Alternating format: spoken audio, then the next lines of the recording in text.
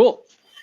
Good afternoon, everybody. This is John Barrows, J Barrows Consulting. Thanks so much for joining us. Hopefully you all had a fantastic weekend. You treated your moms right and your wives and all that other stuff because it was a nice weekend. I actually had a nice little Mother's Day last minute thing for my wife where I was like, hey, the Celtics game is on tomorrow. Would that be more of a Mother's Day thing or a Father's Day thing? And she's like, no, I'd love to go to the Celtics. So I'm like, I'm in. So it's a fantastic day for both of us, especially since the Celtics kick some ass.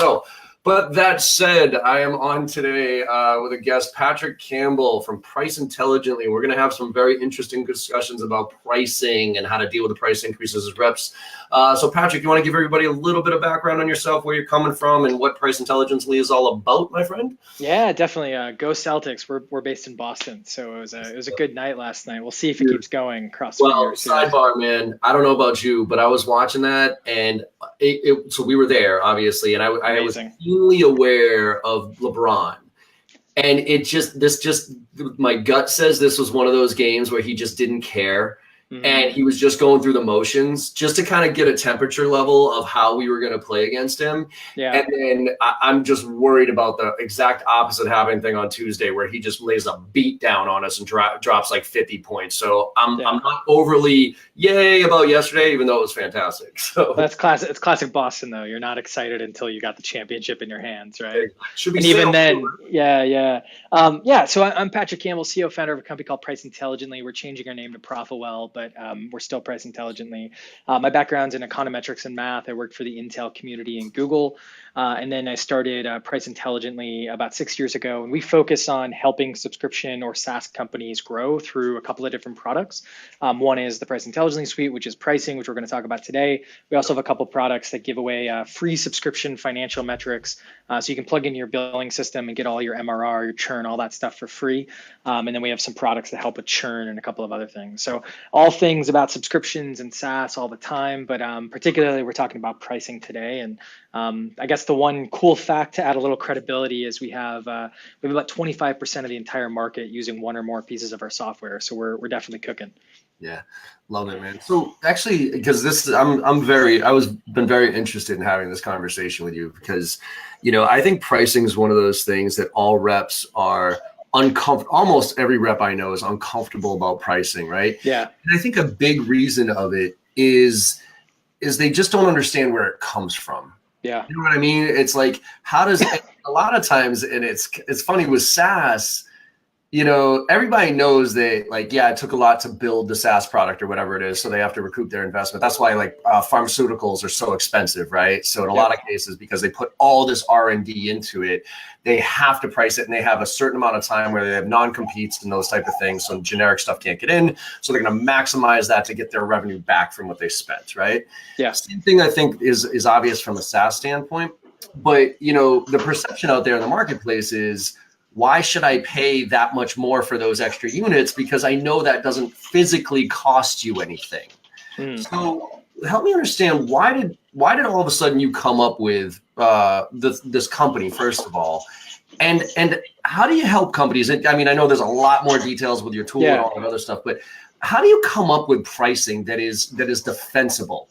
And then we're going to talk about how to defend it, and then we're going to talk about how to raise it. So where does pricing come from? Give the general rep an understanding of, I'm a C-level executive CFO, who came up with a product. How in the world do I price this thing to make it reasonable? I just copying what everybody else did.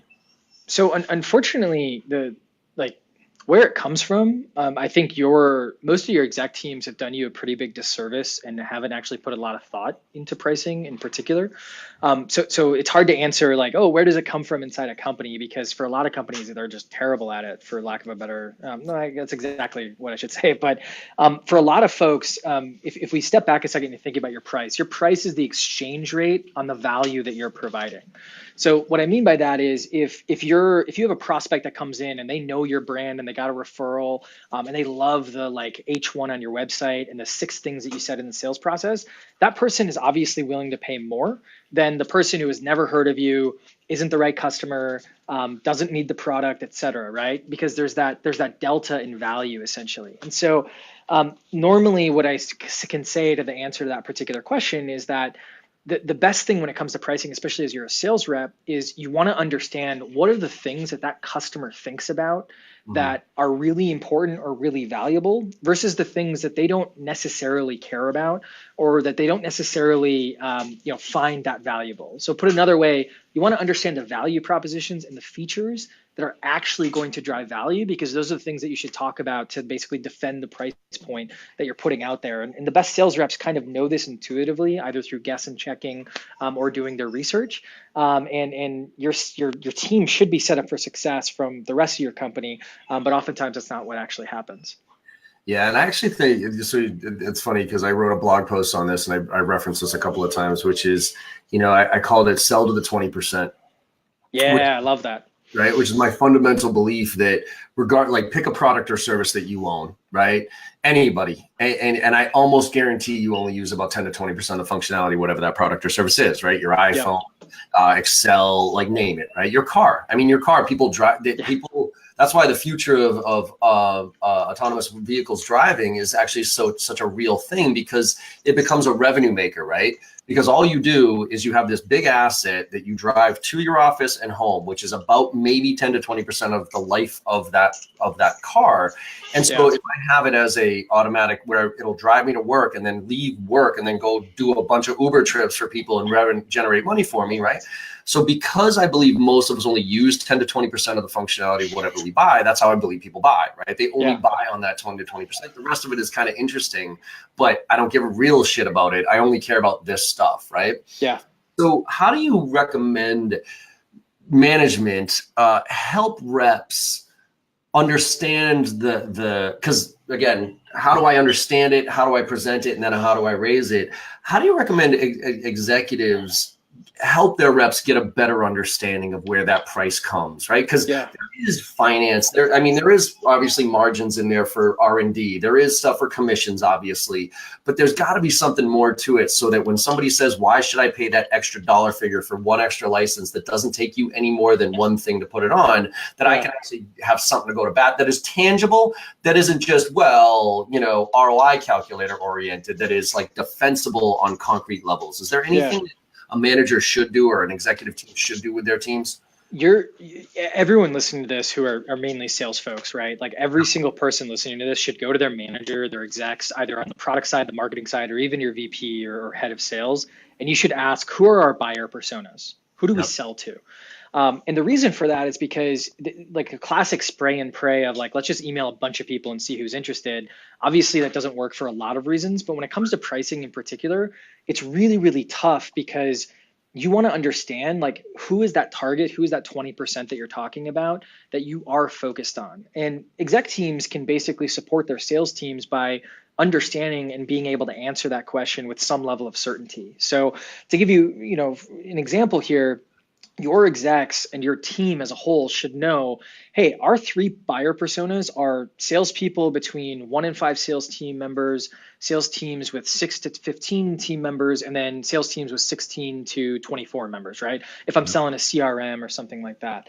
And then I should know that each of those buyers, buyer A, buyer B, buyer C, buyer A cares about these things, buyer B cares about these things, buyer B, C cares about these things, and then the willingness to pay looks like this across A, B, and C. And that's really where, if you start challenging your exec team on those concepts, they'll at least start to one, put that stuff together and actually do the legwork and the research that they should be doing, which I'm certainly happy to go into. But also they know that you're on your game, because you're I don't want to play this send 1,000 emails bullshit game. I want to go and I want to make sure I'm sending and I'm talking to the right people, so I can defend those price points and not have to discount myself to hell in order to get my quota. Yeah, and I think that's the problem, right? Is that reps cave on pricing because they get beat up on so much. But it's also because they don't truly understand the real value of what they're bringing to the table, because they haven't really been based on that persona. They don't understand what that persona does on a day-to-day basis to make their lives. So, and I tell reps, and I'd be interested in your take on this. One of the things I tell reps to do is ask questions throughout the qualification process that seem relatively obvious, but are almost kind of like a throwaway question, but you do for a reason. And so here's an example. One of mine obviously is selling sales training is, hey, what's your average contract value? What's your ACV, right? Yeah. And if you say anything over 10, 20, $30,000, right?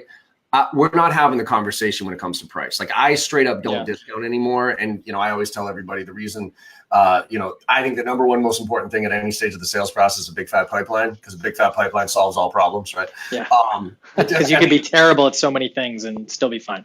Exactly. Yeah. Like, well, fine. Because like when somebody tries to negotiate with me, I'm like, no, it's okay. Like, because I'm booked out through August and rate card, right?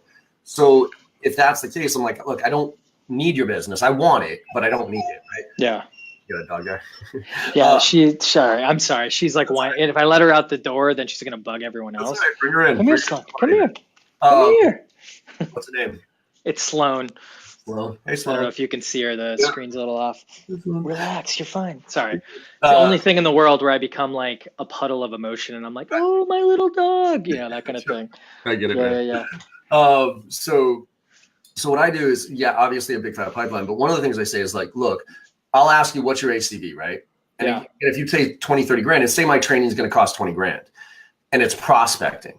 Yeah. When it comes to negotiation, I'm like, look, what's your average ACV? 20 grand. How many people do you want to put in this training? 20 people. Like, I'm going to set a low bar here and let you know that each person's going to get one extra technique that drives one piece of business into the pipeline and it'll close. Yeah. 20 times 20, that's 400 G's worth of revenue, man. Like, stop talking to me about 20,000. The wrong conversation. Yeah, right? Yeah.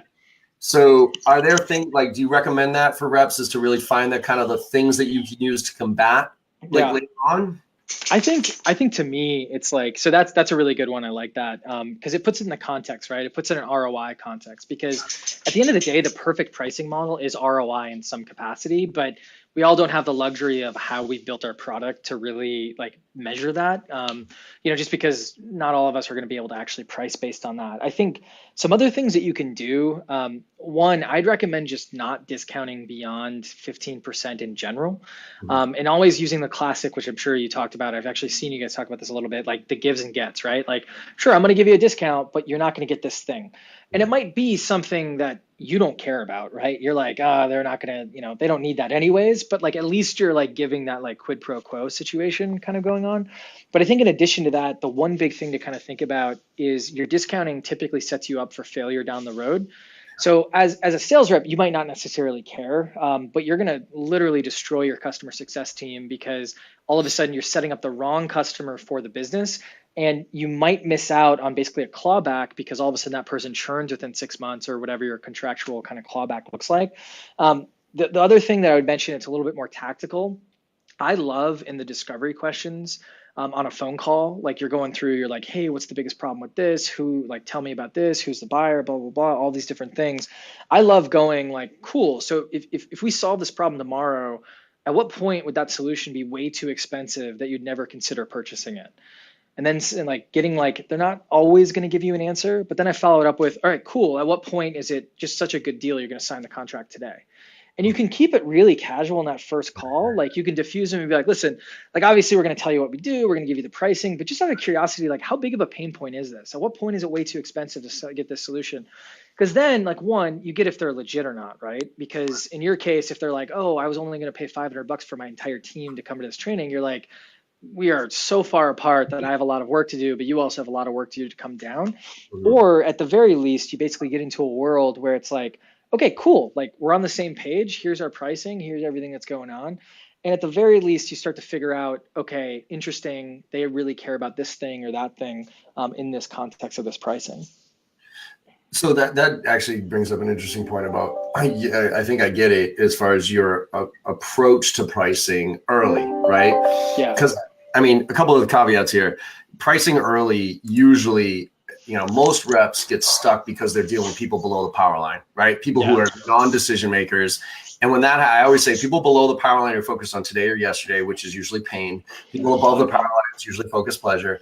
Below the power line, you're almost always out of the gate going to get how much does this cost, whatever, because they're being told what to do. Whereas I almost never get budget early on when it's an executive, right? Yep. But the philosophy on pricing, right? Some have the philosophy of don't talk pricing at all. Even like, for instance, take it out of, don't even make your SDRs allowed to talk about pricing, period. Yeah. And the goal there is to show value, and then talk about price so you can defend it. The other approach is talk pricing early so that you don't waste your time, basically. But then obviously that frustrates me from a pure BANT qualification, budget authority. They say budget. Oh, we don't have, but click, when that could have been an opportunity, right? So, but I think that the thing with budget though is like it's the budget dance all the time, right? Like, I don't know how many, I mean, obviously you're, in the thick of sales more than I am, and we just have one company as a sample size, but like most of the time people don't want to give up the budget anyways, right? Like, so like for us, especially, people don't budget for pricing like software, like they don't normally budget for it. And so for us, it's like, what's the pain? Like, what is the pain? And at the very least, you start to figure out like the classic, like, what's the process? What is this? Who do we talk to next? Like all that kind of stuff. And there are some deals where they come in real low versus what we are, and we know we have to go up if we really want that deal. It's there's different ways to do it depending on the sales model, but I think like talking about pricing, at least for us up front, it really helps just given what we do. Yeah, I always like kind of I like the middle ground. So for instance, going back to the give get stuff, in the sense that when you say, all right, John, how much is this going to cost me? Look, I'll happy to share you what, give you a ballpark here. Help me understand, how many sales reps do you have? Like, what's your growth projections this year? Are you looking for online or on-site or a mix of the two? And if they're like, well, I got 50 sales reps, I got 2 locations, and we're going to be adding 20 more and probably going to have to do a little bit of both, of on-site and online. Okay, well, give or take, you're probably in the range of $40,000 to $60,000, right? What do you think about that, right? And the goal there is to kind of say, are we even, like, to your point, are we even remotely close to that? Because if we're not, if you thought it was going to be $500, let's stop the madness here. Let's get off the phone. Let me send you a couple blog posts. Yeah, exactly. Or I am obviously talking to the wrong person, right? This is not a decision maker or somebody who's going to even be close to making this decision. So I got to figure out a different approach. But if we're even in the ballpark, then okay, let's move up, and then I'll give you a much more defined price as we figure out the parameters here, right? Yeah. My other favorite there, we have one that I think has worked out really well, because with the price intelligently stuff, it's a very customizable. So like scopes look very different depending on the software implementation. For our other software, it's kind of like pure like touchless SaaS theoretically, right? But the one thing I love to say on the multi-scope is 80% of our deals are between X and Y. And X, I give an actual number like 20,000 and 50,000 or whatever, because that gives me a little bit of a ripcord where I can say, there's some deals that are smaller than that. There's some deals that are much larger than that.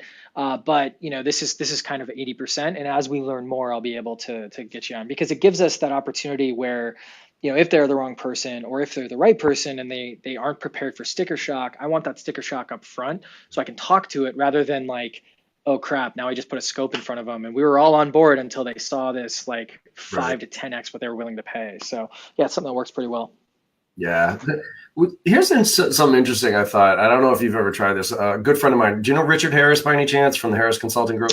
Yeah, it sounds familiar. I don't know him personally, but yeah. So I'm a big fan of Richard, and one of the things he started to play around with, which I think is kind of cool, and I've started to do it, is when you deliver your price, you actually end with, how do you feel about that? So the idea there is to present price and then, look, I don't, but, and literally give it. So how do you feel about that? And get them to say right there. Cause everybody knows it's like, oh, it's $10,000. And then the rep hums and haws and ers and ahs and but we could get, if we need to, we could maybe right? Yeah. So they're automatically giving that client an objection before they have it. Yeah. Right. Because my whole thing is, look, if the price is $10,000 or whatever it is, the price should be, when somebody says, John, what is the price? The answer should be 10 grand. And then I should wait for you to go, holy shit, that's way more expensive than I was expecting, right? But a rep automatically puts in the discount because they're like, well, it's 10 grand, but it really depends on. Yeah. And now all of a sudden, look, I might have heard 20,000, 30,000, 40,000 from your competitors. And I heard 10 from you. And I was like, holy shit, that's actually reasonable. But then as soon as I hear the word but come out of your mouth, I ain't paying 10 grand anymore. You know what I mean? Like, so what he does is he gives the price and then he says, how do you feel about that? So trying to immediately get that response from them to see, is this ridiculous or is this uncomfortable but doable type of thing? What are your thoughts on that field? I like that a lot, because I think It's not ideal because ideally you would put it out there and obviously someone would react and you would wait and just like sit there, like the classic like whoever talks first, that kind of thing. Yeah. But I think oftentimes there's a lot of confusion with that, where like there, especially with Zoom and everything, it's like, hello, are you there? Like, you know what I mean, like that kind of thing. Yeah. And that's why I really like that, because I think it puts the onus on them immediately, and it's like, okay, so here's our scope, here's what's going on, and here's our price. Maybe Yep. beat. How do you feel about that? I think that works out really well because it gets in front of the emotional inclination of most sales reps out there who want to go, like, tell me something, I'm insecure, like that kind of thing. And I think that works out really well. Yeah, I've started to do it just just because it's weird. It's a little weird to do, but like the first few times I kind of felt weird doing it myself. But now I'm kind of getting into the groove of just, so how do you feel? And again, a lot of it has to do with how you deliver it, right? 100%. I mean, for your standpoint, what's your take on the impact of how you deliver pricing? Like literally the tonality and the confidence that you have, how much of an impact that has on the client's response to it? Like how much do you think that has an impact?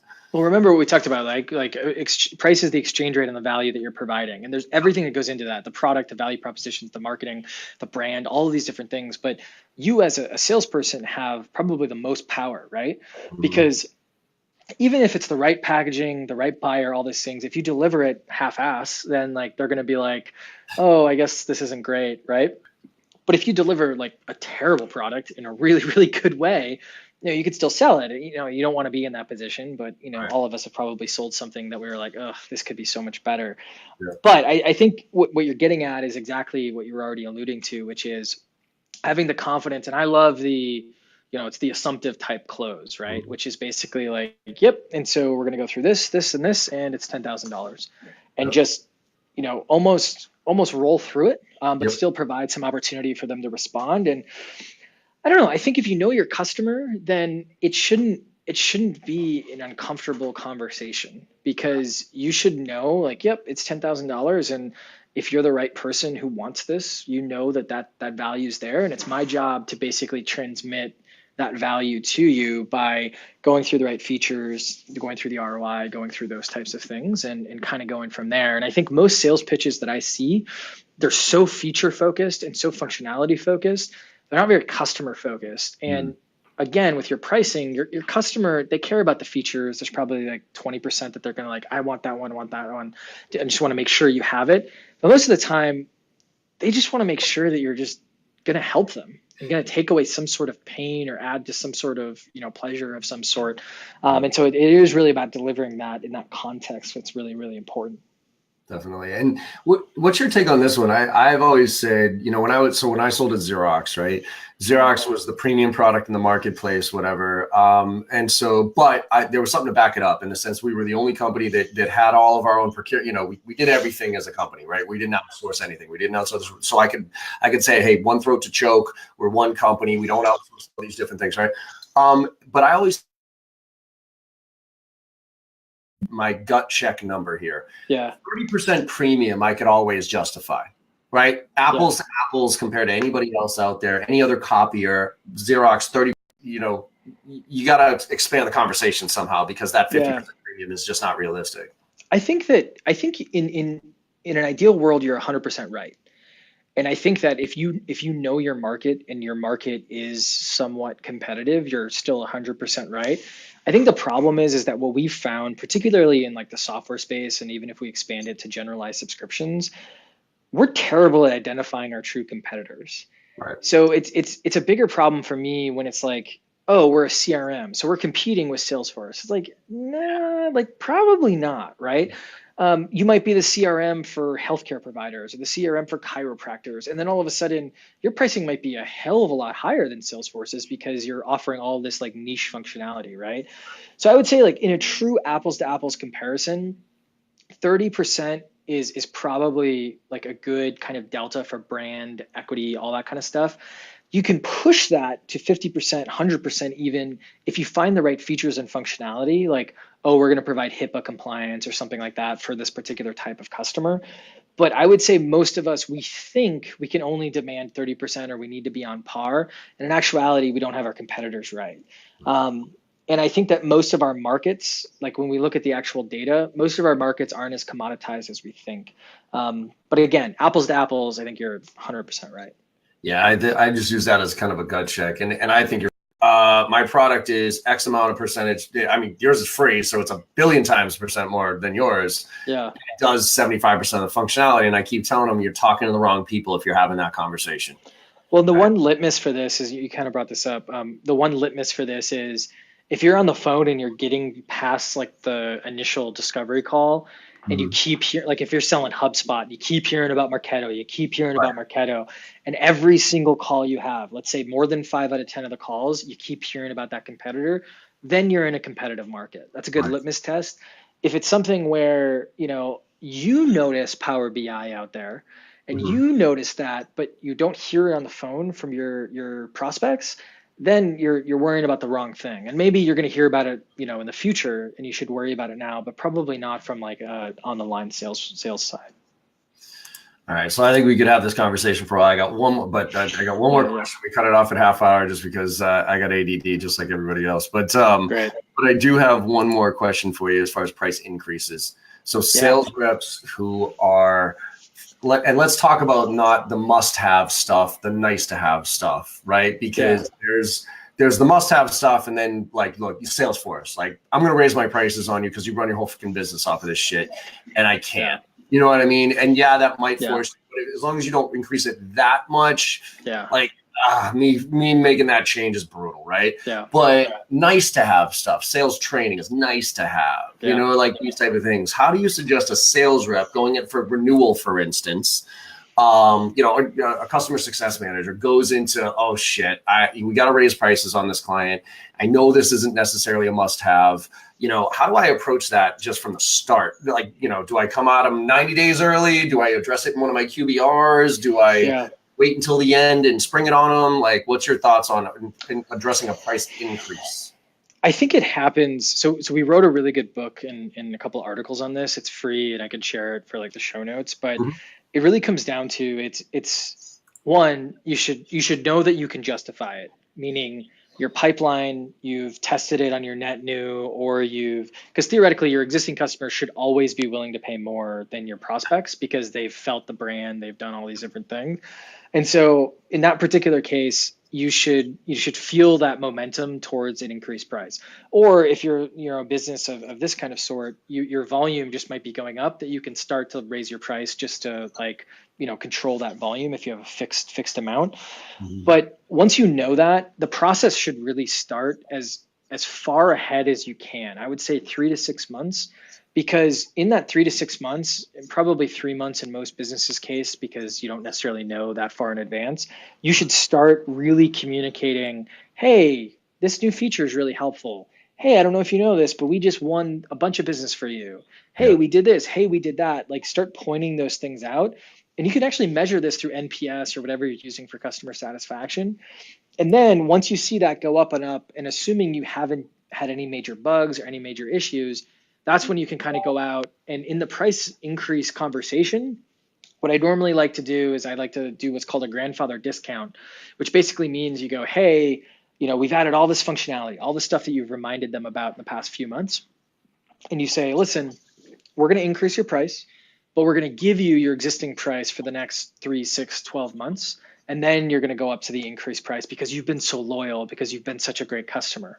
And that gives you a little bit of a ripcord where they can piss and moan about it if they need to. And there's going to be some individual people that you just weren't great to or had bigger bugs with that you might need to not communicate that price increase. But if you communicate the value and you've shown that for the previous 3 months, it actually goes over really, really well. And most people aren't like, oh my God, thank you so much for raising my prices. Most people are kind of like, okay, that makes sense. And a lot of reps, especially in the sales side, because of some of the problems we talked about at the top of the half hour, they don't have the mindset to really understand that businesses know things cost money. Yeah. Consumers know things cost money, and they know if you add value and you increase the value, that things should cost more money. And so it's a great conversation to have as long as you've done the legwork the 3 months before. Love it. Cool. Well, then just to summarize here, right? I think a lot of this has to do with confidence and how you present, right? Yeah. Confidence in knowing your buying personas, confidence in your price and knowing what goes into that price. And that's on leadership to help the sales reps. But if the sales reps don't know that, go seek it out. You know, and again, to your point, it'll actually show your executive team that like, oh, wow, this kid is a rep that cares, right? And wants to be able to be good at this. You know, figure out the value, that 20% where it really makes a difference, and really just hone in on that, and then be as proactive as possible about reaching out. Last one on that. Do you proactively like, that's a give, right? Do you proactively give them that 30-day or that 3, 6, 9 month like grandfather thing, or do you wait until they object to it and then give it to them? I normally would proactively do it. Okay. There's this weird thing where people, it's psychological, that people have studied for a while. You're more likely to accept a price increase if it's a discount that's dropping off, rather than if you're just straight up increasing it. So if you're a high ACV business, it probably won't matter that much. But if you're like a lower ACV, like below $1,000 a month, people typically answer or realize it, and it'll go pretty well. And like Netflix is a really good example. Netflix, it wasn't a grandfathering situation. They just were like, hey, in 2 years we're raising the price. And they were really upfront about it. And then most people kind of accepted it and were like, oh, whatever, okay. Love it. Cool, man. Well, Patrick, tell everybody else how they can find out more information. I know you got some great content from a blog standpoint. Where can people find you, follow you, all that stuff? Yeah, absolutely. Best thing to do is connect with me on LinkedIn. We do just a ton of stuff on LinkedIn, but I'm also at pc@profitwell.com. If you have any specific questions, might take me a little bit while to get back to you if you're looking for free advice, but I will get back to you even if you're looking for free advice. It's one of those things where we're really big on the community and educating the market. So yeah, just hit me up. Love it. And we'll put all your contact info in the post here, as well as from the podcast standpoint. We'll make sure everybody gets access to that. And just from my standpoint, on my end, just to let everybody know, I am out in London and Dublin this week, and I'm doing a little happy hour in Dublin. I'm going to be at the Clayton Hotel on Thursday, 5:30 in Leopardstown. Anybody wants to come over, grab a drink with me, by all means. We can rap about shit, give away some free stuff. But if you want to join me there also just a little plug to a good friend of mine, Treats Happen. You got a dog there. I got to throw it out there. My guy Lucas, who's actually on this, he runs a company called Treats Happen, which is all about like really good dog food and treats and everything for dogs. So take a look at him. All right. Cool. Awesome. Thanks, Patrick, for everything. And let's keep in touch. All right. All right. See you guys. Thanks for the time. Make it happen. Have a good week. Later. Bye.